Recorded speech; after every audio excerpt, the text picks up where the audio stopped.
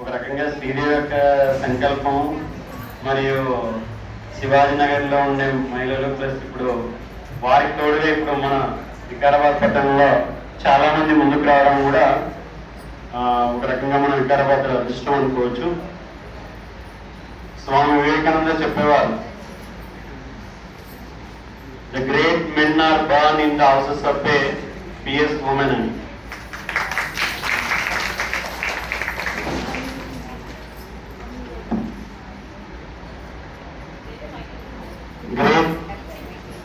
Great men are born in the houses of pious women అంటే పవిత్రమైన మహిళలు ఏ ఇంట్లో నడుస్తారో ఆ ఇంట్లో గొప్ప నాయకులు పుడతారని. మెన్ అంటే మనుషులు, మగవాళ్ళు. సో మగవాళ్ళని తీర్చిదిద్దే ఎవరంటే మహిళలు. మనం చరిత్రను చూస్తున్నాం. అయితే ఆ ప్యూరిటీ అనేది ఆ మహిళకి ఎలా వస్తుందంటే ఆధ్యాత్మిక జీవనం వల్ల.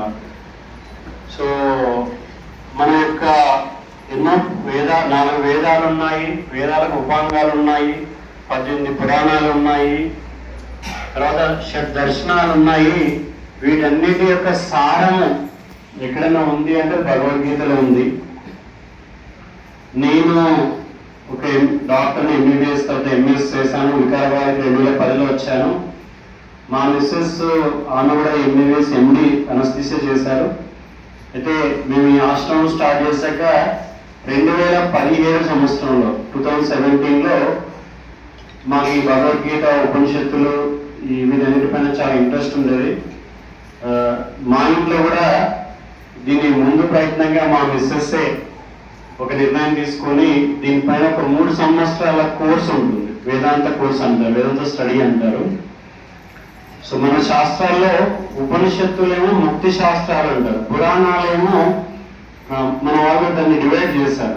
కేవలం ముక్తి గురించే, అంటే నీ గురించి, నీ ఆత్మ గురించి, భగవంతుడి గురించే మాట్లాడతాయి కొన్ని పుస్తకాలు, ఉపనిషత్తులు. అవి లౌకిక వ్యవహారాలు కానీ, ధర్మం కానీ, మన భర్త గురించి మాట్లాడవు. సో అవన్నీ కూడా ఉపనిషత్తులు, బ్రహ్మసూత్రాలు ఆ కోవకి డివైడ్ చేస్తారు. అదే మహాభారతం, రామాయణం ఏమో ధర్మం గురించి మాట్లాడతాయి, ముక్తి గురించి కూడా మాట్లాడతాయి, కానీ ఎక్కువగా మనం చేయాల్సిన పనుల గురించి మాట్లాడతాయి. అయితే భగవద్గీత మహాభారతం మధ్యలో వస్తుంది. వివేకానంద స్వామి అమెరికాలో చెప్తూ ఇదొక విచిత్రము, యుద్ధ రంగంలోన భగవద్గీత చెప్పబడింది. అటు పూర్తిగా కౌరవ సైన్యం, ఇటు పాండవ సైన్యం అంటూ ఎందుకు ఇలా, కానీ మరి ఇది ఒక యుద్ధానికి సంబంధించిన శాస్త్రమా లేకపోతే ధర్మానికి సంబంధించిన శాస్త్రం అంటే మన ఎవరైతే శంకరాచార్య మన గురువులు ఏం చేశారంటే దీన్ని తీసుకెళ్లి ముక్తి శాస్త్రం కింద పెట్టారు దీన్ని. సో అది ఎందుకలా పెట్టారంటే అది మహాభారతంలో పురాణంలో ఉన్నా కూడా ఈ యొక్క భగవద్గీత మనకి ముక్తిని, తర్వాత జీవుని, తర్వాత మనస్సుని, వీటన్నిటి గురించి చర్చిస్తుంది. కాబట్టి దీని యొక్క సారము యాక్చువల్గా మన వేదాలు, ఉపనిషత్తుల, మన యొక్క సంస్కృతి, వేల సంవత్సరాల మన సంస్కృతి అంతా కూడా, జ్ఞానం అంతా కూడా ఈ భగవద్గీతలో ఉంది. సో దాన్ని మీరు పట్టుకున్నారు అంటే మన సంస్కృతికి గుండెకాయ అనుకోవచ్చు భగవద్గీత. దాన్ని మీరు పట్టుకొని మరి మీ బృందం అంతా కూడా, అంటే మీరు చాలా గొప్ప పని చేస్తున్నదానికి నేను ఈ ఎగ్జాంపుల్ ఇచ్చాను. సో మేమిద్దరం 3 years ఈ వేదాంత స్టడీని, సో దానిపైన ఈ 18 chapters పైన మీరు ఇప్పుడు ఏదైతే చదువుతున్నారో, శంకరాచార్య గారు భాష్యం రాశారు. అంటే ఇది వేల సంవత్సరాలు జరిగిపోయింది, ఎన్నో యుగాలు జరిగిపోయింది. ప్రతి యుగంలో కూడా, ప్రతి కల్పనలో కూడా మళ్ళీ ఈ వేదాలు మళ్ళీ బయటికి రావడం, శాస్త్రాలు రావడము, ఆ వర్డ్స్ని ఇంటర్ప్రిట్ చేయడము, దాని మీనింగ్. ఇప్పుడు కొన్నిసార్లు వాడుకలో ఉంటాయి. తాత, తండ్రి అనే వర్డ్స్, తండ్రి అంటే నాన్న, తాత అంటే నాన్న వాళ్ళ నాన్న. కానీ భగవద్గీతలో తాత లేకపోతే ఇలాంటి వర్డ్స్ వాడుతుంటారు. తాత అంటే యాక్చువల్గా ప్రియంగా పిలిచేవాడు అనమాట. తాత అంటే పిల్లల్ని కూడా మనము నీకు చాలా ప్రియమైన వాడిని తాత అని పిలుచుకోవచ్చు. అర్జునుడిని తాత అని పిలుస్తాడు కృష్ణుడు. అంటే ఇన్ని వేల సంవత్సరాల్లో ఆ ఎగ్జాక్ట్ వర్డ్స్ కృష్ణుడు ఏ ఉద్దేశంతో అన్నాడని చెప్పేసి మన ఋషులు ఎలా దాన్ని ఇంటర్ప్రిటేషన్ చెప్పి దాన్ని భాష్యం రాస్తారు. అంటే ఈ వర్డ్ యొక్క మీనింగ్ ఇది అని చెప్పేసి దాన్ని ఎక్స్ప్లెనేషన్ ఇచ్చేదే భాష్యం. సో శంకరాచార్య గారు 8 ఉపనిషత్తులకి భాష్యం రాశారు, భగవద్గీత కూడా రాశారు.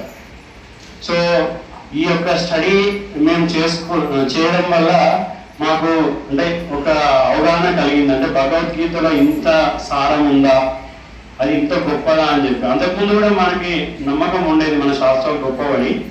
సో ఆ 3 సంవత్సరాలు కేవలము 18 చాప్టర్స్ వాటి భాష్యం చదవడానికి 3 సంవత్సరాలు పట్టింది మాకు.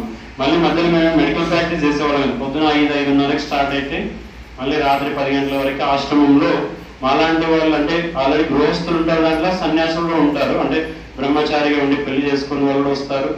30 ఏళ్ళ నుంచి 70 ఏళ్ళ వాళ్ళు కూడా వచ్చి వేదంతా స్టడీ చేస్తుంటారు. సో ఆ స్టడీలో 3 సంవత్సరాలు మేమైతే గమనించామో అలాంటి ఒక అద్భుతమైంది భగవద్గీత. సో దాన్ని మీరు వికారాబాద్లో ఇంటింటికి ఇలా ప్రచారం చేస్తూ చేయడం ఒక పెద్ద గొప్ప కార్యము, భగవత్ కార్యం ఇది.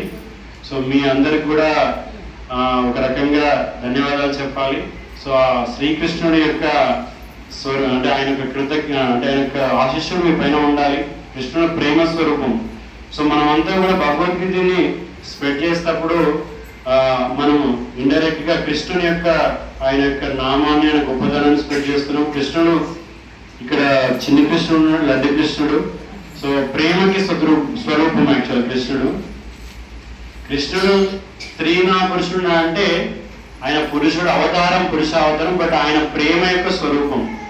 సో మనకి ప్రేమకి మనం సింబల్ గా ఫాదర్ని చెప్పాం, మదర్నే చెప్తాం. సో స్త్రీ యొక్క సో ఎన్ని రకాలుగా చూసినా కూడా మీరు ఈ కార్యక్రమాన్ని తీసుకెళ్ళడానికి మీరందరూ కూడా అర్హులనే అనిపిస్తుంది నాకు.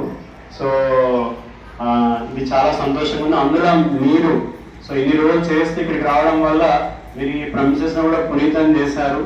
సో ఈ దైవకార్యం మీరు చాలా ఏదో చాంటింగ్ చేస్తున్నాం అనుకోవచ్చు, కానీ మీకు తెలియకుండానే మీరు చాలా గొప్ప కార్యం చేస్తున్నారు.